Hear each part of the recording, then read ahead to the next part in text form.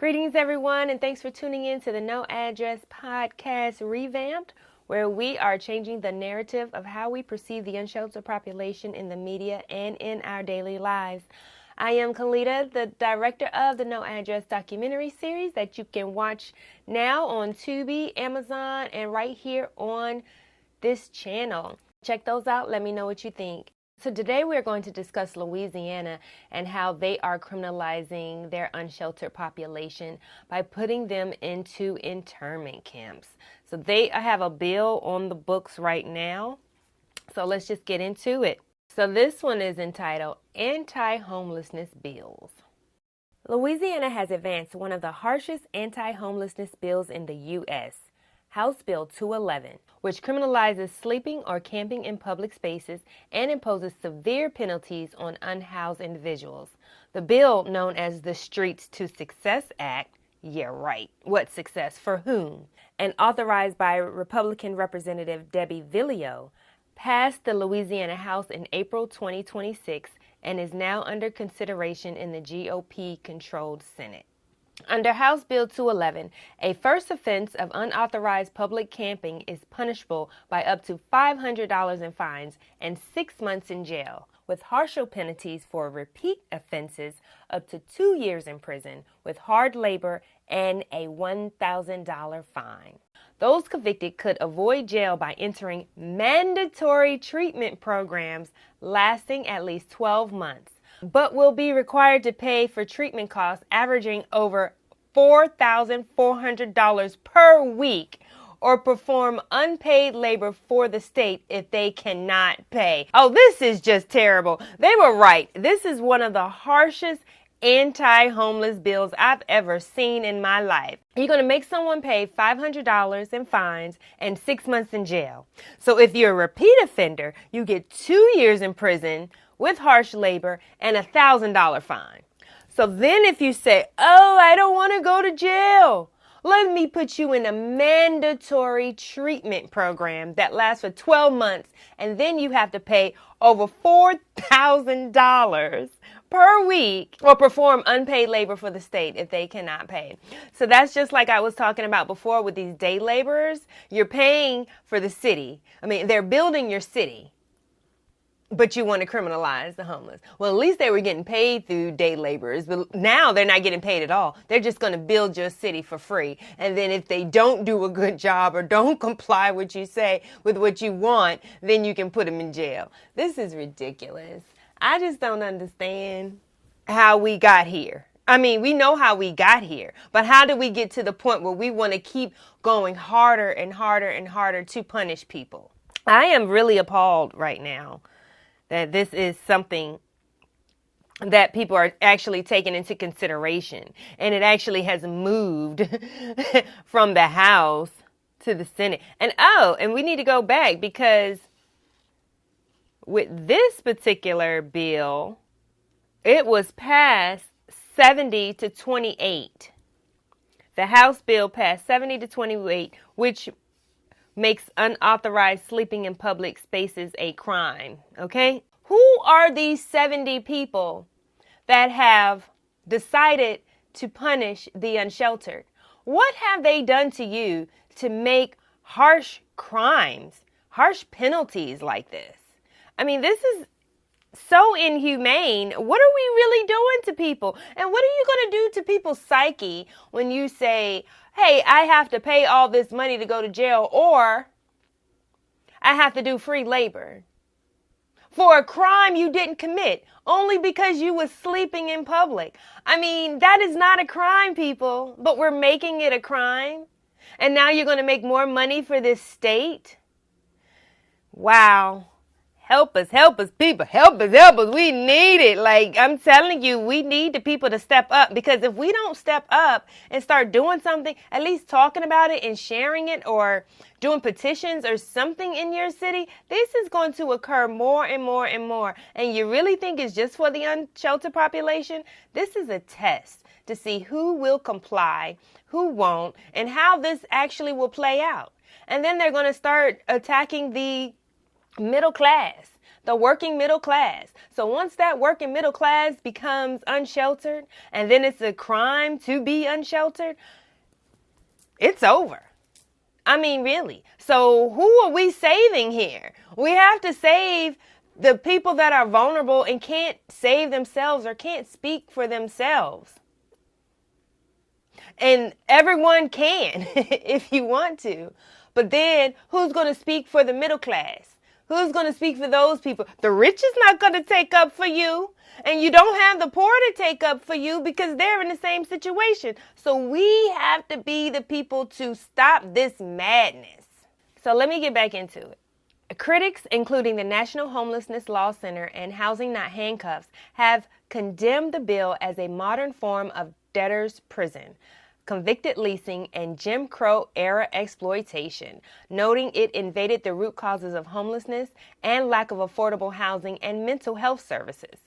This bill allows local governments to establish remote internment camps or sanctioned encampments far from city centers, public transit, and essential services. So they're going to take care of all the unsheltered people in this internment camp. You're going to provide all these things for them. Resources, transit, essential services. You're going to do all of that in a very humane way. I don't think so. Why push people way out without any resources? That doesn't make any sense because it's controlled. You want to control the population, and this is how you're doing it. It creates specialized homeless courts to oversee cases involving homeless-related offenses. We already have that. You don't have to move people on the outskirts of town to do that. All right, opponents including New Orleans City Council member Leslie Harris and Loyola University's Bill Quigley argue the law worsens systematic inequities and is more costly than proven housing first approaches. So why are we constantly spending more money on things that don't work? We know things that do work. So put the right people in the positions to make these things happen. We know that there's a lot of people that aren't doing their jobs in these agencies and da-da-da-da-da-da. But now we need to have overseers to make sure that they are doing their job. Because if it costs less to house people, costs more to build these internment camps, costs more to put so-called resources in there to harm folk, why aren't we putting it in to help people? I mean, make it make sense. Make it make sense, America. The legislation follows the 2024 Grants Pass versus Johnson Supreme Court decision, which enables cities to enforce public camping bans even when shelters are full. They passed it in the Supreme Court before that you cannot criminalize people if there aren't shelter beds available. Now they reversed that and said it doesn't matter if the shelter beds are full. You still criminalize the people if they're caught on the streets. If they're caught sleeping or lying down or eating or panhandling on the streets. That is not a solution, people. That is not a solution. Advocates stress that homelessness is driven by housing unaffordability, not personal choice, and that Louisiana's shelter capacity has declined, with only 59% of unhoused individuals receiving emergency shelter. So their shelter capacity has declined. So they say, well, instead of building shelters, we're just going to build a big old internment camp and put thousands of people and congregate together. And then we're going to just do these treatment on them if they want it or not. Like, these aren't children that you're dealing with. These are adults. And you're going to force an adult to do something, and then if they don't do it, you're going to slap fines on them or jail time? Like, what are we doing here? What are we doing here? Control. This is not the control that we need. We need you to control the people that are abusing the system.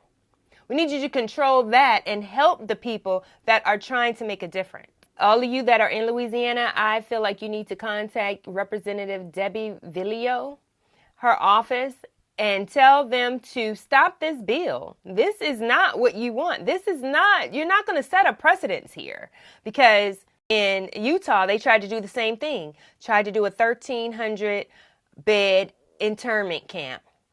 But the outrage of the community and the lack of funding is what made them stop. So we do not want Louisiana stepping up and trying to be the one to set this precedence. because this is not the way to go.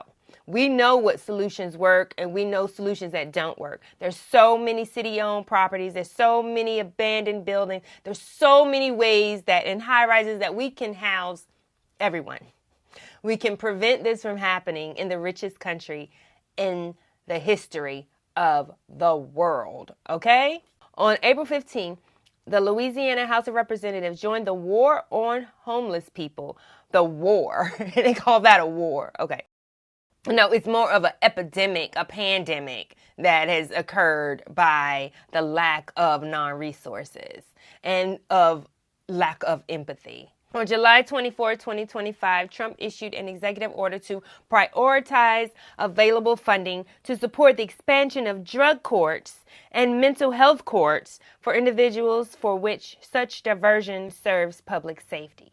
However, critics have stated that the executive order has enabled state actors to use force against the unsheltered population rather than aid in economic and personal recovery. This is just cruel and unusual. So we're going to go ahead and talk about something positive. So on a positive note, I want to commend Denver by reducing its unsheltered homeless population by 45% between 2023 and 2025, dropping from a high of 1,423 individuals outdoors to 785 by early 2025. So we can imagine what it is now, right? We're in 2026. This effort, led by Mayor Mike Johnston's All In Mile High initiative, utilized rapid construction of micro-communities and hotel conversions to move people indoors, resulting in a 90% decrease in large encampments. Woo! Kudos to that mayor. Yes. See, this is what I'm talking about. Prevention. This is what we're trying to do. Prevention. We know we probably can't end it all, but that's a big goal. But prevention is a big thing and help the people that are in need right now. So looking ahead to 2026 and 2027, the city has set a goal to reduce street homelessness by 75% from 2023 levels by early 2027. And y'all gonna do it. I believe that they will do it. While the total number of unsheltered individuals in Denver has continued to rise due to broader economic factors, right, i.e. inflation, the strategy focused on ensuring that shelter capacity exceeds new entries to end the cycle of unsheltered living. This is it. I feel like all the mayors need to sit down with Mayor Mike Johnston in Denver to figure out how they can reduce homelessness, because he is doing it. And his goals, they have really hit the goal and doing non-congregate shelters. And non-congregate is more of when people are sleeping on top of each other in bunk bed styles. It can be 3 bunk beds on top, and then you see like 100 beds, but it's 3 to a space, right? And non-congregate is when everybody will have their own room, their own key or lock pad or whatever to get in and out. And then they can focus on their mental health, their social worker, and work together to have peace. And then what's their next steps in life? When you're in a congregate shelter, you have to think about so many other things than trying to get your life back on track. You're thinking about, am I safe here? Will my stuff get stolen? Will somebody bother me while I'm asleep? You know, if I wake up, will all my things be here? Like all of these things you have to think about when you're in a congregate setting. But in a non-congregate setting, you have your own space and peace. Make it make sense, y'all. Okay? So this is what we need to be building. If we need to have a fast temporary solution, at least build shelters that people have their own spaces. You know, and leave it the way that you left it when you came in, you know. If you treat people like human beings, they will act like human beings. If you treat people inhumane, they will act inhumane. Point blank, period. It's all about environment. Create the space, create the environment if you really want to solve this issue. Do you want people to be free? Do you want people to be housed? I don't care if you're sleeping on the streets or if you're in a shelter system, you're still unsheltered. You still don't have your own place to call home. So would they rather just put everybody in a big bundle versus just seeing people scattered on the streets? It seems like they rather bundle the people up versus making a solution to put people in housing with resources. So there it is. That was my rant. And then I also want to talk about our foundation. See, this is what led us to want to do this. Doing this documentary, I saw so much, and I wanted to go across the country doing this documentary. But then I realized that everywhere I go is the same issue, different face, and I want to be a part of the solution. So I put the camera down for a little bit, and I started the No Address Foundation. And this is where we are obtaining land to house individuals in a safe and sustainable way. And our initiative is through shipping containers because they're very sturdy. They can withstand Category 5 hurricanes. You can stack them up. You can go as high as 20 stories, 9 stories. It doesn't matter. Like, this is the future, the innovation, and it's spacious. And it's beautiful. And I'm going to show you a clip from the documentary with one of my board members, Tony Pope, and his colleague explaining how to utilize shipping containers in the affordable housing market. Our village is a new form of entrepreneurial businesses housed in shipping containers. It's the first of its kind in the state of Georgia and the city of Atlanta. Our goal was to provide this neighborhood with low-cost office space, to provide new businesses, new ideas, and a new form of business environment. Our overarching vision is that we are able to use this as a model to show the city and become a template for how this can be affordable housing communities, supportive housing communities. This type of community, this village, it could also be a navigation center for the homeless, to be able to prepare them for transition.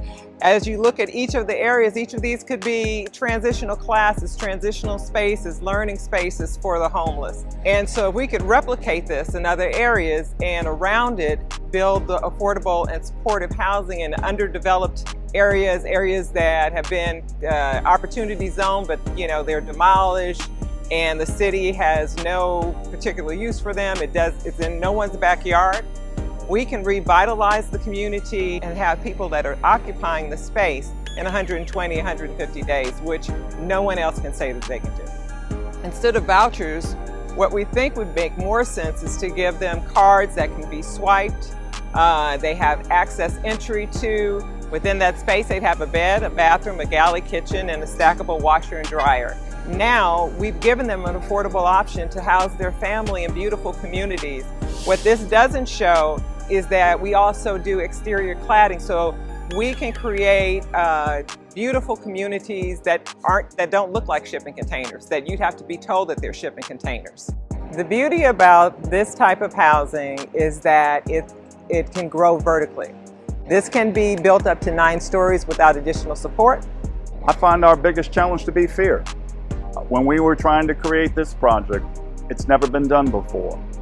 There was all of a sudden pushback on, you can't do this, it's never been done, how are we going to accomplish this? This is standing here to show you that it can be done. It can be done quickly. That's the beauty of why this is the perfect solution for supportive housing. So this program is, as you see here in our village, can be replicated on any abandoned parking lot. I mean, this is the perfect use for odd areas of the community where we can reach back into our community, reach to those who haven't had a chance, to give them an opportunity. Well, thanks again. I hope that was educational for you all. Don't forget to like, subscribe, all that good stuff. Hit that notification bell, tune in. And if you feel compelled to donate to the No Address Foundation, the description is in the link below. We give thanks for whatever you can provide, because it is all about housing those without homes. So we'll see you next time. Peace and love.